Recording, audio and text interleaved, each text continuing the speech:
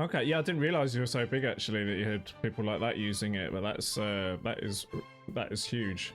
Let's just give it to a couple of people that really love using our product. And then people came up with music videos, with ad creatives, with short films, with all these kinds of. I'm very pumped about Sora. Aren't we all? OpenAI.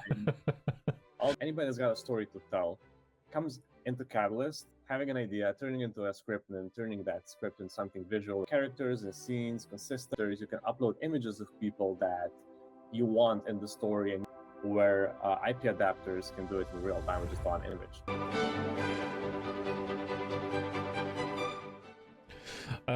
Okay, so next question is, what challenges have you faced whilst you've been developing Catalyst?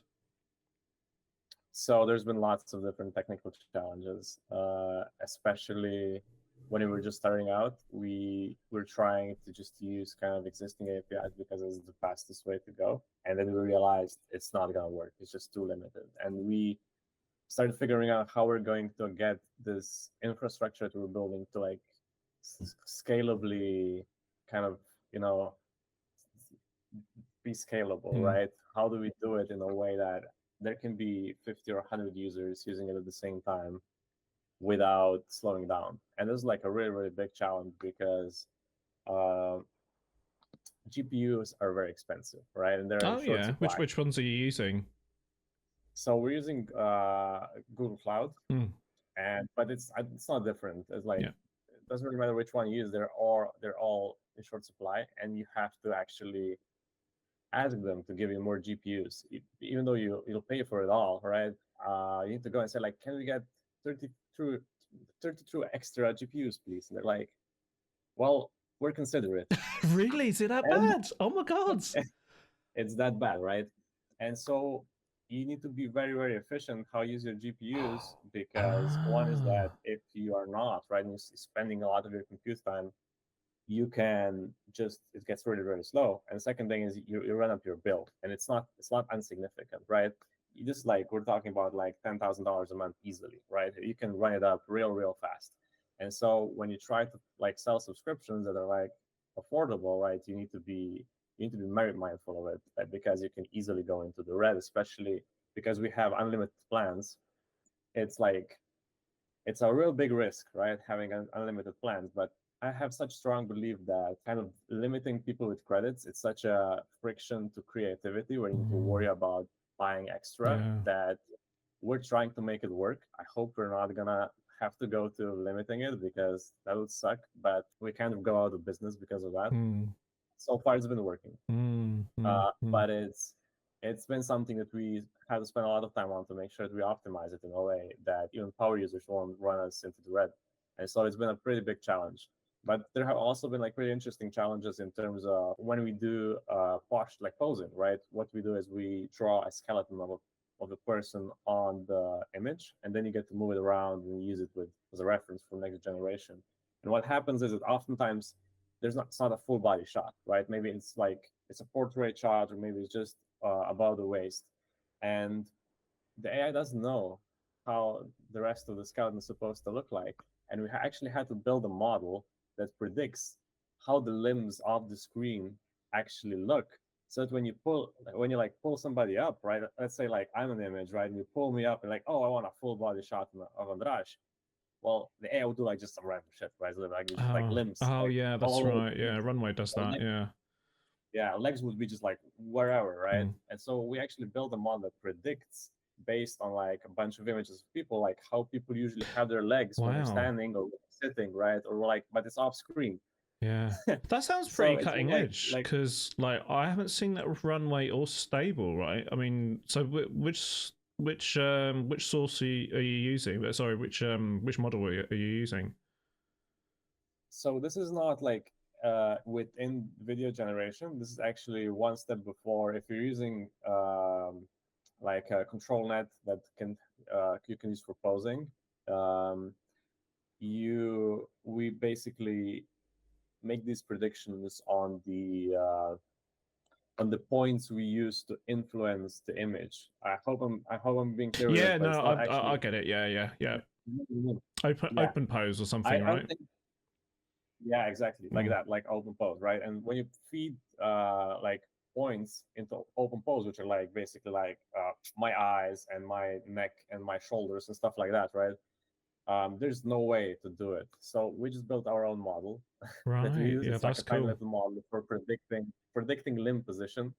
And we run it every time you run character posing, basically. And so it's been like a ton of these different little things. If we didn't do, I think the experience would kind of suck. It would still work. It just wouldn't be super easy to use. And I think that's how it is for a lot of people that are using something like Conf UI or Automatic. It can do everything, right?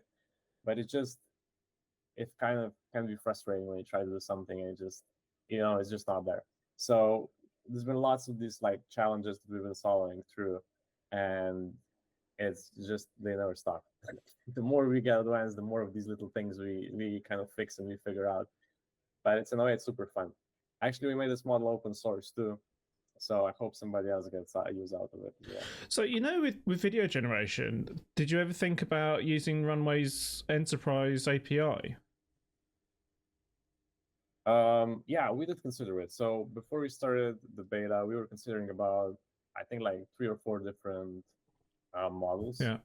And we ended up using Stable because it turned out in our tests, it turned out to be the best. And the Stable, there's an optimized version of Stable Video that's called, I don't know what it's called, but there's an optimized version that's really, really fast. And so that one's come out on top, and at the same time it's the most affordable as well because it's not hosted by like another company, right? So we've gone with that, but it doesn't mean that we won't use anything else in the future. I think I'm really pumped about Sora. Aren't we all? All the OpenAI things aside, right? I'm sure there are going to be alternatives to Sora as well. I think Sora could be like a really, really good model to build into our pipeline and then generate use storyboards to generate with. So we're gonna be, we're always changing out models to have the best one that we can that's on the market.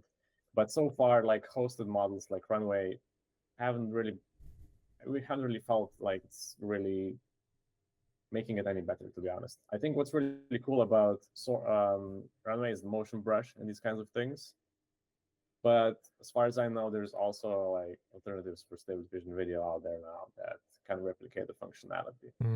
And so, yeah, maybe Runway comes out with a really, really advanced model in the future. But right now, I don't see it's much of a difference I want to see between like Stable Diffusion video Runway to really justify the cost and of integrating it. So you said. You said a couple of things there. You said you're using Stable Diffusion. Is it SVD 1.1 or is there something else you're using? Yeah, it's SVD 1.1, but it's the optimized version that I don't know exactly what Stable Diffusion calls it. Okay. You know what I mean? I know SVD 1.1. I just haven't had time to go into Comfy and set everything up and do some tests because I use Runway a lot at the moment.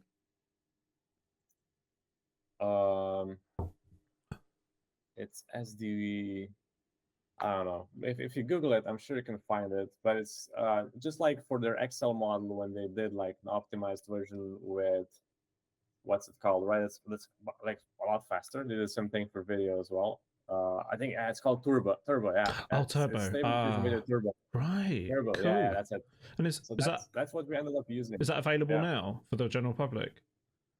Yeah, it is. Oh, okay. Oh, I'll have a look for that then next time I install Comfy, yeah. So I hope you enjoyed that, whichever part of the Andras at Katalist video that you've watched. If you're interested in signing up to Katalist, there is a link somewhere in the description or in the comments section of this video. So until the next part, please watch the next video that's coming up. So Katalist are actually sponsoring this contest that I've started, which is the best of AI image using any generator, any editor that you want. And all the details are in this video.